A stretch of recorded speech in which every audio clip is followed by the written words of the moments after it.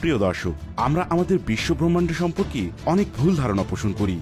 বিজ্ঞানীরা এর বিভিন্ন ধরনের অবস্থাকে বোঝার জন্য প্রতিনিয়ত পর্যবেক্ষণ করছেন, কিন্তু কখনো কখনো বিজ্ঞানীরা এর চেয়েও অনেক বেশি এগিয়ে যান এবং ইউনিভার্সের বাহিরের বিভিন্ন জিনিস সম্পর্কে ধারণা পোষণ করেন।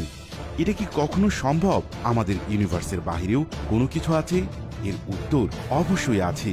আজকের এই ভিডিওতে আমি এমন কিছু সম্পর্কে জানাবো যেগুলো আমাদের ইউনিভার্সের বাহিরে অবস্থিত। এখানে একটি কঠিন ব্যাপার রয়েছে, যেটি হচ্ছে প্রথমে আমাদের ইউনিভার্সের বাইরে যে ইউনিভার্সটি রয়েছে সেটি সম্পর্কে আমাদের সর্বপ্রথম জানতে হবে। কিন্তু এটি জানার জন্য বিজ্ঞানীরা শুধুমাত্র ওইটুকুই দেখে যতটুকুতে আলো পৌঁছেছে, কারণ ইউনিভার্স এতটাই বড় যে সেটা সম্পর্কে খুব সহজে জানা যাবে না। কিন্তু এরও একটি সীমা রয়েছে। হাবল টেলিস্কোপ এমন একটি টেলিস্কোপ যার সাহায্যে ইউনিভার্সের সবচেয়ে দূরের বস্তুগুলোকে দেখতে পারি। যে সীমা পর্যন্ত দেখতে পারি সেই সীমাকে অবজারভেবল ইউনিভার্স বলা হয়। আজকের এই ভিডিওতে আমরা দেখাবো অবজারভেবল ইউনিভার্সের বাহিরে কি রয়েছে।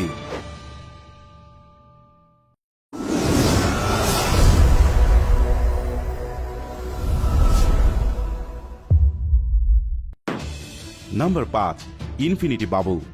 হাবল ইউনিভার্সের বাহিরে ইউনিভার্সকে আরেকটি ইউনিভার্স বললে ভুল বলা হবে, কারণ এটি একই ইউনিভার্সের অংশ, কিন্তু এটি আমরা দেখতে পাই না। সেই জায়গাতেও পদার্থবিজ্ঞানের সূত্রগুলো একই হবে। আমরা এটাও বলতে পারবো যে ইউনিভার্সের বিগ ব্যাং প্রসারিত হওয়ার পরে আন্তঃআণবিক আকর্ষণের ফলে ইনফিনিটি বাবল সৃষ্টি হয়েছে। প্রত্যেকটি বাবল প্রসারিত হওয়া বন্ধ করে দিয়েছে এবং নিজেদের গঠন অনুসারে নিজেদের ব্রহ্মাণ্ডে অবস্থান করছে। যদি এমনটা হয় তাহলে আমাদের এই ব্রহ্মাণ্ড অসীম এবং এই বাবলগুলো অসীম সংখ্যায় রয়েছে। আপনি যদি কোনোভাবে একটি বাবল থেকে বের হয়েও যান, তারপরেও আরেকটি বাবল পর্যন্ত পৌঁছাতে পারবেন না। তা আপনি যতই গতি ব্যবহার করুন না কেন, তবুও পারবেন না। এর কারণটা হলো যে দুইটি বাবলের মধ্যকার দূরত্ব প্রতিনিয়ত বেড়েই চলছে, আর এগুলোর মধ্যে এতটাই দূরত্ব হয়ে গেছে যে তা আমরা কখনোই অতিক্রম করতে পারবো না। Number 4, dark flow. 2008 সালে অ্যাস্ট্রোনটরা খুবই আজব এবং অদ্ভুত একটি জিনিস দেখতে পায়। তারা দেখতে পায় গ্যালাকটিক ক্লাস্টারগুলো 2 মিলিয়ন পার মাইল ঘন্টা বেগে একই দিকে অতিক্রম করছে। 2010 সালে যখন এই ঘটনা সম্পর্কে চূড়ান্ত আলোচনা করা হয় এবং এর নাম দেওয়া হয় ডার্ক ফ্লো। এই ঘটনা বিগ ব্যাং এর পরে ম্যাসিভ ডিস্ট্রিবিউশনের সকল ভবিষ্যৎবাণীকে ভুল প্রমাণ করে দেয়।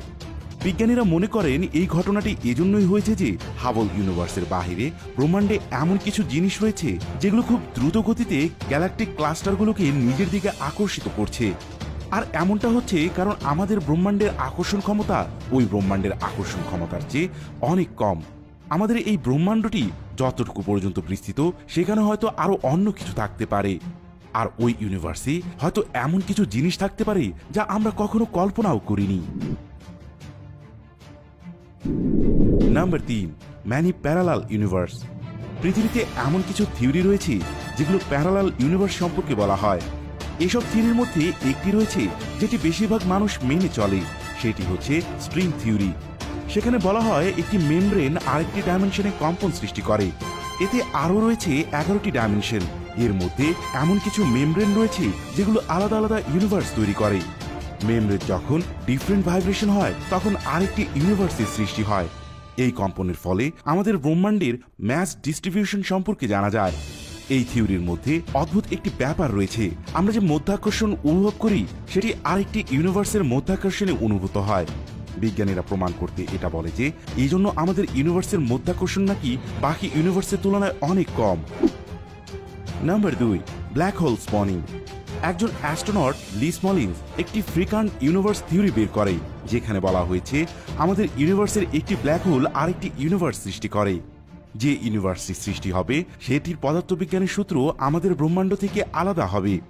সে বলে থাকে যে যে ব্রহ্মাণ্ডে একটি ব্ল্যাক হোল থাকবে সেটি আরেকটু ব্রহ্মাণ্ড তৈরি করতে পারবে, এবং যে ব্রহ্মাণ্ড ব্ল্যাক হোল ছাড়া হবে সেটি ধীরে ধীরে বিনষ্ট হয়ে যাবে। কিন্তু পরবর্তীতে এই থিওরিকে বাতিল করে দেওয়া হয়। কে জানে, এর মধ্যে হয়তো সত্যিও কিছু থাকলেও থাকতে পারে। Number 1, beyond the Hubble universe. আমি নিশ্চিতভাবে বলতে পারি হাবল টেলিস্কোপ দ্বারা দেখতে পাওয়া ব্রহ্মাণ্ড ছাড়াও আরো বিভিন্ন ধরনের ব্রহ্মাণ্ড এই মহাকাশে রয়েছে। অ্যাস্ট্রোনটরা মনে করে এই ব্রহ্মাণ্ড সীমিত। প্রত্যেকটি ব্রহ্মাণ্ড সঠিক মাত্রায় বিভিন্ন দিকে বিস্তৃত রয়েছে। এর মানে হাবল ভলিউমের সামনে আমরা শুধু কিছু গ্রহ ছাড়া আরো বিভিন্ন কিছু দেখতে পাবো। হতে পারে এর বাইরেও কোনো সৌরমণ্ডল রয়েছে এবং সেখানেও পৃথিবীর মতন গ্রহ রয়েছে। তবে অ্যাস্ট্রোনটরা মনে করে আপনি একটি হাবল ভলিউম থেকে বের হয়ে আরেকটি হাবল ভলিউম দেখতে পাবেন, যেটি প্রায় আমাদের ব্রহ্মাণ্ডের সমানই হবে। এমনও হতে পারে সেখানে আপনার আমার মতন মানুষ বসবাস করছে। প্রিয় দর্শক, সত্যি কথা বলতে কি, এসব নিয়ে চিন্তা করতে গেলে আমারও মাথা ঘুরে। তবে আমি যতটুকু বুঝতে পেরেছি তা আপনাদেরকে বোঝানোর চেষ্টা করেছি। ভিডিওটি কেমন লাগলো তা আমাকে কমেন্ট করে জানাবেন। ভালো যদি লেগে থাকে তাহলে চলুন লাইকে ক্লিক করে ফেলি।